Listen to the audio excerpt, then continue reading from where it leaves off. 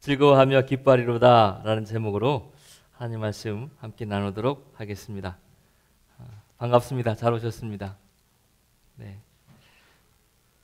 추수감사절기와 창립감사를 예배를 같이 하게 되었습니다. 여건과 환경이 여의치 않아서 이제서야 이렇게 하게 됐네요. 혹시 여러분 이런 동화라고 그래야 되나요? 전래 이야기라고 그래야 되나요? 이런 얘기 들어보신 적 있죠? 저도 기억이 나는데 초등학교 때 들었던 기억이 나는데요. 할머니가 아들이 둘이 있는데 큰아들이 집신을 팔고요. 둘째 아들이 우산을 파는 거예요.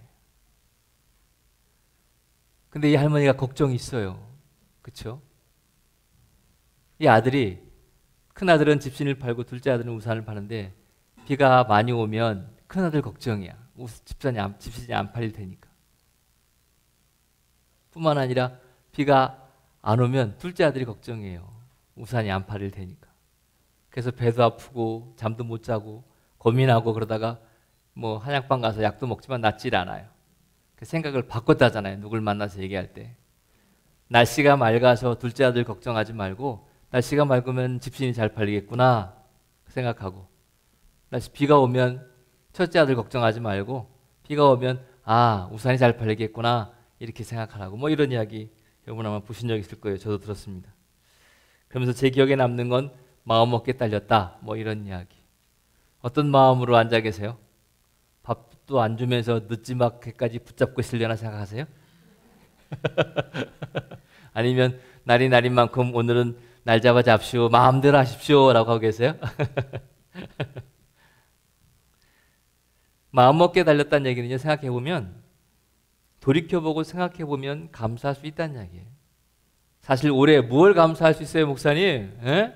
코로나19 사태로 말미암아 뭘 감사할 수 있겠어요? 라고 하지만 여러분, 그런 건 다 뒤로 하고라도 하나님이 우리를 선택해 주셨잖아요. 할렐루야. 이건 진짜 아멘이에요. 그런 생각이 들어요. 제가 상황이 이래서 그런지 몰라도요, 기적과도 같은 이 시간들을 살고 있다는 생각이 들어요.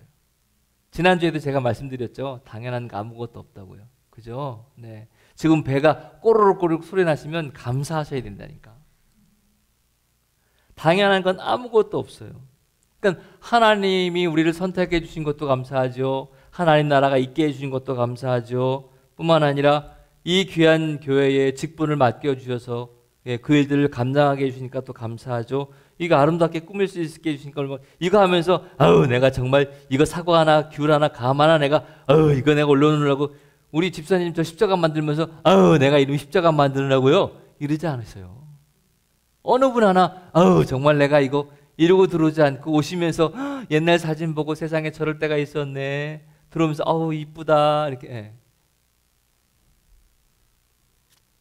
제가 생각해 봤어요. 왜 사람들이 감사하지 못할까? 하나님도 알고 믿음도 있고 인정하면서 왜 감사하지 못할까 생각해 봤어요. 스스로 답을 찾았습니다. 그 답의 결론은 뭐냐면 하나님과 우리의 사이에 동상이몽이 있어요. 그러니까 하나님이 우리에게 주시고자 하는 복과 우리가 하나님으로부터 받고자 하는 복이 좀 다르다는 게 문제예요. 하나님은 당신을 믿고 따르는 우리들이 늘 행복하기를 원하셔서 믿는 모든 자에게 복을 내려주시길 원하시고 또 그리하시는 분이에요. 아멘이십니까? 이거 아멘이에요. 아멘이에요. 근데 정작 우리는 그 복을 받아든 우리는 복을 받았다고 생각하지 않아요. 왜? 내 마음에 안 드니까. 내가 바라던 게 아니니까. 그러니까 감사할 수가 없어요. 그러니까 하나님이 우리에게 주시고 싶어하는 복은요, 하나님 나라입니다. 할렐루야. 하나님 나라예요. 하나님 나라, 하나님의 주권, 하나님의 통치, 하나님의 섭리, 하나님의 은총, 하나님의 말씀, 기타 등등 이 하나님 나라가 하나님이 우리에게 주시고 싶어 하시는 복이에요. 근데 우리는 뭘 원하냐면 세상 나라예요. 세상에서 잘 나가고 돈도 좀 많이 벌고 좋은 차 타고 좋은 집 살고 편하게 살고 뭔가 좀 내가 기도만 하면 문제가 해결이 되고 아픈 병도 낫고 하여간 이걸 바라는 거예요. 그러니까 하나님 나라를 주시려는 하나님과 세상 나라를 기대하는 우리와 이 동상이몽 때문에 내가 받아도 받은 줄 모르고 행복하지 않는 거예요. 그러니 감사할 수가 있겠어요? 감사할 수가 없죠. 그래서 아마 모르긴 몰라도 성경은 분명히 자꾸자주 말씀하시나 봐요. 내가 너희를 향한 뜻이 있다. 뭔 줄 아니? 감사해라. 알았니? 이게 그리스도 예수 안에서 너희를 향한 하나님의 뜻이다, 감사해라, 이렇게 자꾸 말씀하는지 몰라요. 심호흡 한번 하시고요. 하나님 감사합니다 한번 해보세요. 속으로라도. 하나님 감사합니다. 사진 한 장 보여드릴게요. 제가 전에도 한번 보여드렸었는데, 아니 그건 사진이 아니에요. 그건 악보예요. 그렇죠. 저 아이가 왜 울고 있는지 그 손끝 왼쪽 손 밑에 초록색 뭐 동그란 빨간 동그라미 속에 뭐 보이죠? 전에도 한번 보여드렸었는데, 이게 제가 아는 목사님 손녀들이래요.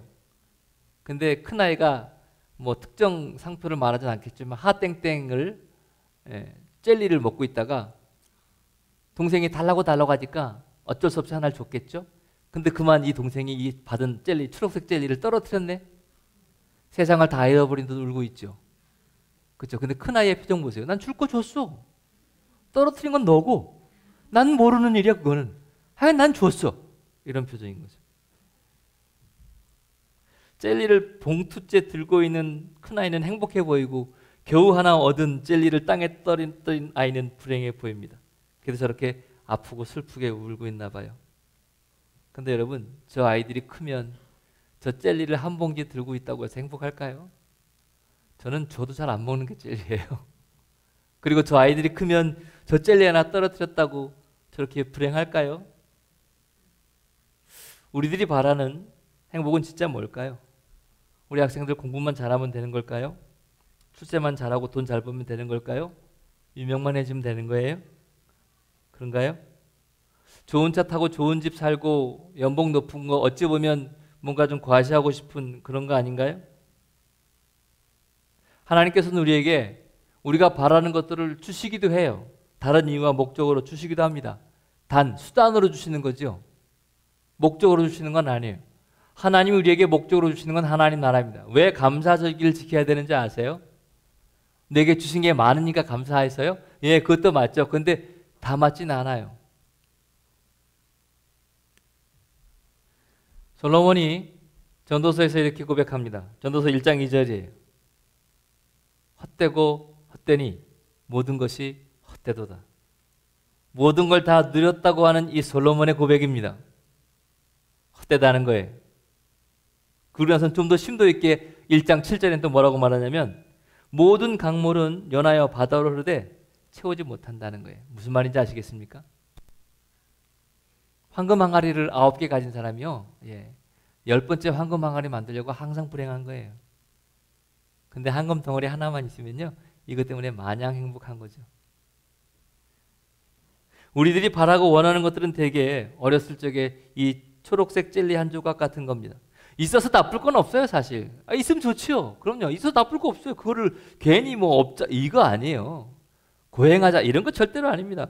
있어서 나쁠 것은 없지만 그렇다고 해서 그것이 있다고 행복해지는 것도 아니고 잃어버렸다고 해서 이렇게 불행해지는 것도 아니라는 거예요. 아이들은 그 별것 아닌 것 가지고 욕심을 부리고 다투고 싸우죠. 저는 우는 둘째 아이보다 그 당연하다는 표정을 짓고 있는 첫째 아이의 미소가, 아니 첫째 아이의 그 표정이 참 마음에 남아요. 우리 그런 마음 갖고 살 때가 너무 많지 않아요? 아니 뭐 난 할 거 했어. 할 거 했는데 뭘 이렇게. 하나님과 하나님 나라를 모르는 세상과 세상 사람들이 그렇게 살 수는 있습니다. 그러나 여러분, 하나님을 알고 하나님 나라를 아는 우리들은 그렇게 살면 안 돼요. 그렇게 살아도 안 될 뿐만 아니라 그렇게 살 수도 없어요. 하나님 나라를 알고 하나님을 믿는 우리는, 하나님 나라를 꿈꾸고 살아가는 우리는 똑같이 그렇게 살면 안 돼요. 그게 문제인 거죠. 예전에는 세상과 달리 살았던 교회의 성도들이 오히려 세상보다 더 심해진 게 문제예요. 예전에는 사회적인 도덕보다 교회의 도덕 수준이 훨씬 높았어요. 근데 이제는 사회적인 도덕 수준은 받아들여 하고라도 교회적인 도덕 수준이 훨씬 낮아진 게 이게 문제라는 거예요. 예수님을 믿으면 믿을수록 예수님이 니고데모에게 한 말이 참 되살아나요. 거듭나지 않으면 안 된다는. 요한복음 3장 5절에 사람이 물과 성령으로 거듭나지 아니하면 하나님 나라에 들어갈 수 없다는 말. 여러분 거듭나고 계십니까? 아직 거듭나 계십니까? 구원받는 것은 순간의 역사지만 하나님 나라에 합당한 삶을 살아가는 건 평생의 시작입니다. 오늘 본문이 그 얘기입니다. 하박국 3장 17절 18절입니다. 비록 무화과 나무가 무성치 못하며 포도나무에 열매가 없으며 감람나무에 소출이 없으며 밭에 먹을 것이 없으며 우리의 양이 없으며 외양간에 소가 없을지라도 그 다음 뭐라고요? 나는 여호와로 말미암아 즐거워하며 나의 구원의 하나님으로 말미암아 기뻐하리로다. 아멘이십니까? 여러분의 즐거워하는 근거가 무엇이에요? 여러분이 기뻐할 수 있는 근거가 뭡니까? 여러분 자신을 한번 돌아보세요. 월급이 들어와야 즐거우세요? 뭐 내 손에 쥐어져야 기쁘십니까? 뭐 꼭 무화과 나무가 무성하지 못해야만 되는 건 아니에요. 아까도 얘기했지만 포도나무 열매가 없고 뭐 양이 없고 외양간 송아지 없고 그래야만 되는 거 아니에요. 그래야만 경건하고 그래야만 훌륭하게 신앙생활하고 그렇지 않아요. 그거 아니에요. 그런 게 주어지면 얼마든지 이용해서 하나님 나라 일을 위해서 애쓰고 수고할 수 있어요. 그러나 그럼에도 불구하고 무화과 나무의 무성함이나 소나 양이나 포도나무 열매는 하나님 나라를 사는 우리들에게는 궁극적인 복은 아니다 이 말이에요. 사랑하는 여호와의 성도 여러분, 이왕 예수님 믿기로 한 거, 아니 예수님 믿고 계신 거 제대로 진짜로 요새 애들 말로 찐으로 찐으로 말이에요. 그렇게 신앙생활 하고 싶지 않으세요? 아니 그렇게 해야 되지 않을까요? 좀? 우리 학생들한테 자녀들한테 그렇게 얘기하잖아요. 야 공부할 때 좀 제대로 해. 제대로 한번 해봐 이렇게. 제가 감히 여러분에게 하고 싶은 말이에요. 제대로 한번 신앙생활 해봐. 할렐루야. 예수를 믿는다고 누구나 다 부자가 되진 않습니다. 예수님을 믿는다고 해서 다 성공하고 출세하진 않아요. 예수님을 믿는다고 해서 다 건강하지도 않습니다. 그러나 예수님을 믿으면 누구나 다 구원을 받습니다. 할렐루야. 아멘. 아멘.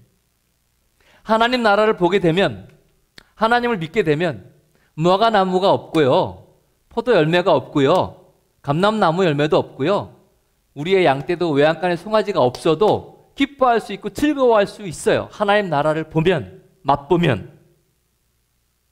찬송가에 그래서 그렇게 나온 거예요. 높은 산이 거친 들이 조막이나 궁궐이나, 이게 제일 중요해요. 내 주 예수 모신 곳이 그 어디나 하늘나라라고요. 여러분 지금 하늘나라세요? 어떠세요? 그동안 세상에 속아 살아왔던 유치한 젤리 조각 놓친 것 때문에 너무 마음 상해하지 마세요. 하나님 나라 때문에 감격하고, 하나님 나라 때문에 기쁘고, 하나님 나라 때문에 즐겁고, 하나님 나라 때문에 신이 나고, 하나님 나라 때문에 정말 내가 가슴이 벌렁벌렁하는, 할렐루야, 이런 찐 사람, 찐 신앙인, 이거 우리가 살아가야 할 부분이라는 거예요. 어려움은 파도같이 다가오지만 기쁨은 샘물 같아서 외부가 아니라 내 안에서 이렇게 솟아올라오는 거예요. 요한복음 4장 14절처럼 내가 주는 물은 먹는 자, 내가 주는 물을 먹는 자는 영원히 목마르지 않는다. 솟아나는 샘물이 될 거다. 2020년 올해는 하여간 초유의 사태를 경험하고 있습니다. 정말 앞으로 어떻게 걸어가야 될지도 모르겠어요. 백신이 나왔다는 기쁜 소식도 들리긴 하지만 그게 언제 상용화돼서 우리의 일상이 어떻게 될지 아직 감도 못 잡겠어요. 근데 정말 이렇게 애쓰는데, 온 나라가 이렇게 애쓰는데 왜 자꾸 인원은 늘어요? 200명 막 육박하고 또 단계 올린다는 소리가 스물스물 나오고, 예? 속상하죠 아주 그냥. 저도 속상해요 진짜. 여러분 제가 청년들, 청소년들한테 꼭 해주는, 집회 가면 해주는 이야기가 있거든요. 무슨 이야기냐면 이거예요. 하기 싫은 걸 뚫어야 하고 싶은 걸 한다. 우리 학생들 잘 들어보세요. 하기 싫은 걸 뚫어야 하고 싶은 걸 할 수 있어요. 보통 뭐 비전, 뭐 꿈 이렇게 얘기하잖아요. 이게 3대7 법칙이라는 게 있어요. 무슨 말씀인지 아시겠습니까? 내가 좋아하는 거 70%를 하려면 내가 정말 죽기보다 싫은 거 30% 해야 된다는 거예요. 여러분 제가요 제일 좋아하는 게 아시겠지만 설교하는 거예요. 저 설교하는 게 너무 좋아요. 잘한다고 하지 않았어요. 좋아한다고 했지. 오해하지 마세요. 낚시 좋아하는 사람 뭐 다 잘 잡지 않더만. 제가 설교를 좋아한단 말이에요. 근데 제일 싫어하는 게 뭔지 아십니까? 설교 준비하는 거예요. 요번 이 설교도요 그냥 막 하는 거 아니에요. 저는 직통 계시의 은사가 없어요. 어떤 분들은 이렇게 가가지고 주여 주시옵소서 딱 하면 딱 주신다는데 저는 그런 게 없어요. 애석하게도. 그래서 끊임없이 무던히 준비해야 해요. 사실 어디 뭐 좀 며칠 쉬었다 왔는데요. 쉬면서도 항상 이 레파토리를 머릿속에 생각하면서 첫째, 둘째, 셋째 그 전에 머리 계속 생각을 하면서 이렇게 해요. 예. 제가 이게 설교 준비하는 건 별거 아닌 것 같아도요. 이 설교 한번 하려고요. 예화 썼던 거 했나 안 썼나 지우고 이거 했을까 이거 사진 보여줬던 건데 다시 한번 보여줄까 말까 고민하고요. 안 해보셨죠 설교 준비? 안 해보셨으면 말하지 마세요. 아이 진짜. 그 죽기보다 실은 이 70% 30%를 넘어서야 하고 싶은 70% 할 수 있다니까요. 이해도 아마 이해가 안 되시는 것 같아요. 설교를 안 해보셔가지고. 그러면 여러분에게 피부로 와닿는 걸 한번 예를 들어보죠. 여러분, 다들 열이면 아홉은 요새 사람을 뭐라고 하냐면 다이어트 해야 해 그래요. 있는 살 잘 관리하세요. 제가 살 빠져보니까 있을 때가 좋아요. 등이 배겨 살 빠지니까. 네. 웃지 못할 일이에요. 아무튼 다이어트 해야지 그러고 정말 한 10kg만 뺐다고 합시다. 저희 지방에 어느 목사님이요 20kg를 빼셨어요. 오 대단해. 아무튼 대단하다. 왜 이렇게 다들 막 목사님들이 너 정말 대단하다. 어떻게 했어 했더니 매일 2시간씩 달렸대요. 다이어트 성공하신 분들 만나면 순간순간 어머 대단하다. 와, 야 리즈 시절인데 얼마나 이렇게 야 대단해라고 순간 잠깐 1, 2분 축하말 듣지만 그가 죽도록 싫었던 2시간씩 뛰었을 거라고요. 학생들 수학만 없었으면 좋겠죠. 이과든 문과든 영어만 없었으면 좋겠죠. 네, 너무 고개를 크게 하면 안 돼 소원아. 근데요 그 하기 싫은 거 30%를 넘어서야 내가 하고 싶은 거 70% 할 수가 있어요. 우리 여러분 우리 속해 뭐 만나면 식사하고 요즘은 잘 못하지만 밥 먹고 이야기 소위 말하는 수다 떨고 이야기하는 거 즐겁잖아요. 그죠? 그죠? 네, 그런데 여러분 즐겁다고 만나서 놀기만 하면 그게 교회 모임입니까? 예배가 들어가야 되죠. 제가 무슨 말씀하는지 아시겠어요? 정말 예배드리기 힘드신 분들, 헌금하기 어려우신 분들, 하나님 앞에 헌신하기 힘드신 분들, 그거 안 하고 내가 하고 싶은 것만 하는 게 신앙생활일까요? 감사는 저절로 우러나와야 된다고요? 당연하죠. 그게 진짜 감사죠. 그런데 여러분, 진짜 감사를 하기 위해서 정말 하기 힘든 감사를 하고 나야 진짜 감사가 가슴에 저릴 때가 있어요. 절절히 다가올 때가 있어요. 이런 걸 아는 걸 은혜라고 해요. 정말 죽고 싶을 정도로 힘든 거 30%를 뚫어야 좋아하는 거 70%를 할 수 있다는 거예요. 성경 말씀 읽기 여기 쉬느라고 며칠 오히려 쉬니까요. 시간을 내서 쪼개서 이 성경 읽고 기도하기가 무척 어렵던걸요. 교회 나오니까 책상에 앉으면 성경 읽고 기도하는 게 시간 뭐 되는데 이게 그렇더라니까 제가 해보니까 그래서 제가 깨달게 했어요. 야 우리 성도들도 정말 성경 읽기 어렵겠다. 성경 읽기가 진짜 어렵고 예배드리기가 진짜 힘들고 기도하기가 진짜 힘든 그 30%를 뚫어야 내가 정말 그 하고 싶은 70% 할 수 있다는 걸 명심하세요. 감사하기 어려우신 분들 있잖아요. 이거 뚫어야 할 수 있어요. 불평이 자연스럽죠. 당연하죠. 근데 이 불평을 넘어서는 걸 뚫어야 돼요. 세상이 훨씬 재미있죠. 교회보다 당연히 세상이 재미있죠. 이거 뚫어야 된다니까요. 몽당 연필 좀 보여주세요. 저게 뭐 있을 게 있겠어요. 그죠? 근데 저기에 볼펜 붙여서 쓰죠. 네. 제가 무슨 말씀 드리는지 아시겠어요? 몽당 연필 별거 아닌 것 같아도 누구의 손에 붙들리냐가 중요한 거죠. 작고 보잘것없는 것 같아도요. 과학자의 손에 붙들리면 어마무시한 공식이 나올 수도 있어요. 정말 멋진 예술가의 손에 붙잡히면요. 그림이 나올 수도 있고요. 시인의 손에 붙잡히면 아름다운 세상에 그 어떤 단어보다 아름다운 식기가 나올 수 있고요. 저같이 어설픈 목사에게라도 붙잡히면 설교 한 편이 이렇게 적혀 나오는 거예요. 우리는 자꾸 몸짓이 작네, 할 수 있는 게 없네, 내가 이런 애 저런 애 쿵탕쿵탕 거리거든요. 그게 아니고 내가 누구에게 붙잡혀 있느냐, 이게 중요한 거예요. 여러분이 누구의 손에 붙들려 있느냐가 중요한 거다 이런 말이에요. 이거 말이에요. 감사가 뭔지 아세요? 하나님의 손에 붙들려 있는 자들이 할 수 있는 게 감사예요. 할렐루야. 그래서 저는 여러분이 감사할 수 있었으면 좋겠어요. 그래서 저는 여러분들이 하나님 손에 꽉 붙잡힐 수 있는 사람이 있었으면 좋겠어요. 진짜. 그래서 이제 제가 하고 싶은 설교는 거의 다 했고요. 간단하게 3가지만 감사에 대한 명칭, 주제, 기준만 딱 잡자고요. 첫 번째, 감사는 믿음의 고백이에요. 무슨 고백이라고요? 믿음의 고백이에요. 여러분 예배드리기 전과 예배드린 후에 좀 달라지지 않으세요? 예배 드릴 때는 좀 속상하고 예배 드리기 전에는 좀 속상하고 화나고 짜증나고 왔다가 말씀 듣고 찬양하고 기도하고 나갈 땐 아멘 하나님 잘 살아볼게요. 다짐되지 않으세요? 큰일 났네. 그러면 이화기 어떡하냐 이거. 아까 김기성 목사님 축하 영상처럼 기도해야 되는데 주여 용서해 주십시오. 네, 아무튼 왜 그런지 아십니까? 짧은 시간이나마 예배 드리고 나면서 부족하나마 뭐가 생기는 거예요? 믿음이 생기는 거예요. 왜? 말씀을 들었으니까. 믿음이 생겨서 그 믿음으로 바라보니까 살만한 힘이 생기는 거고요. 넘어설 만한 그 용기가 생기는 거고 소망이 생기는 거고 감사가 나오는 거예요. 아멘입니까? 그래서 감사는 믿음의 고백이에요. 어디에 갔든지 누굴 만났든지 어떤 상황에 처했든지 상관없이 모든 것을 감사할 수 있는 그 가장 베이직은 뭐냐면 믿음이다. 믿음.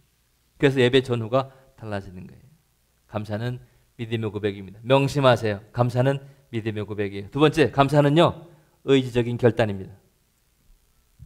감정의 산물이 아니에요. 감사는 의지적인 결단입니다. 사람은 원래 타락한 본성을 가지고 있기 때문에 저절로 감사가 막 나오는 거 자기가 좋아할 때만이에요. 맛있는 거 사줄 때 누가 싫어해요? 어머! 하다못해 아이 뭐 이런 걸 사와. 그러고는 사오지 마 아까 그러면 뭘 또 사온 걸 가져가려고 그래. 이러고. 내가 좋고 내가 기쁠 땐요 감사가 다 나와요. 근데 문제는 내가 속상하고 힘들고 어려울 때입니다. 그래서 저는 감사는 보물찾기랑 비슷한 것 같아요. 찾으면 찾을수록 나와요. 한번 그래 보세요. 2019년 아유 목사님이니까 그렇지. 그럼 저랑 바꾸실래요 한번? 바꾸지 말고 찾아보세요. 감사는 보물찾기와도 같아요. 스펄전 목사님이 이런 말씀하셨어요. 별빛 보고 감사하는 사람은 달빛을 주고 달빛 보고 감사하는 사람은 햇빛 주고 햇빛 보고 감사할 사람은 영원히 꺼지지 않는 영생의 빛을 준다. 이런 말씀이었어요. 그래서 감사는 보물찾기 같아요. 부디 여러분 감사는 의지적인 결단이라는 거 명심하세요. 아멘이시죠? 세 번째 마지막인데요. 감사는요. 즐거워하면서 기뻐하는 거예요. 뭐로 인해? 여호와 하나님으로 인해. 할렐루야.